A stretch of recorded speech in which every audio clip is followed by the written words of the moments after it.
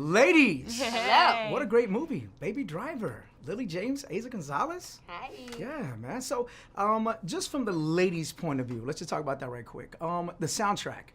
How pleased are you with the soundtrack when you're reading? What really pulled you in? The soundtrack is killer. I want to say something that I remember about this. After we wrapped the movie, I saw Lily in London. She was doing a play, and I was in her like your room in the back waiting for her. And all of a sudden I'm listening to her music, and it's our soundtrack. And that's how, I think that sums it up. We're like, I'm obsessed with the soundtrack. Do you listen to it all the time? I was still like, yeah. listen to it all the time. All the time. And Edgar's got such an incredible, eclectic taste in music. Right, So it was right.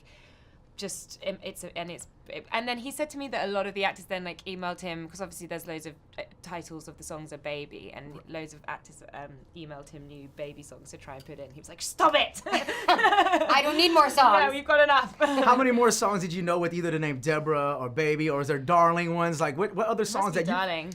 I sent him the Donnie and Joe Emerson Baby track, which is amazing, anyway.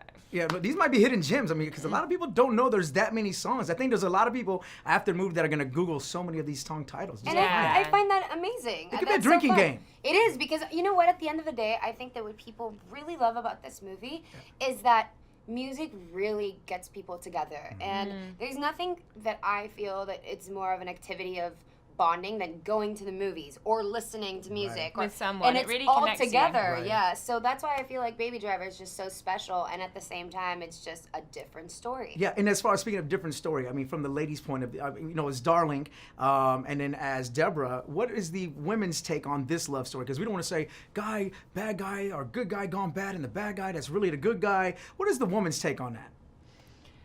Well, I think Baby and Deborah, it's just a very kind of pure old school romance. You get the feeling that these old souls, and they find each other and they bond, and they're flung into this crazy world. And I think the idea is that they'll be okay, and that good will triumph over. Right. And then you have the story of Buddy and Darling, which is so different. It's like day and night. They're codependent and they're obsessed with each other, but not lacking love as well, because I think they're so madly, deeply in love with each other. But it's obsessed to a point that it can go really dark, But at the end of the day, dark. It goes really dark. Yeah. But at the end of the day, I feel like all relationships have a little bit of both, and that's why I feel it was great writing of Edgar, because even though he separates them, it comes back to they all have the same core and love, and so I thought it was beautiful, and Deborah and Darling are like day and night as well, and she's like love and pure and innocence and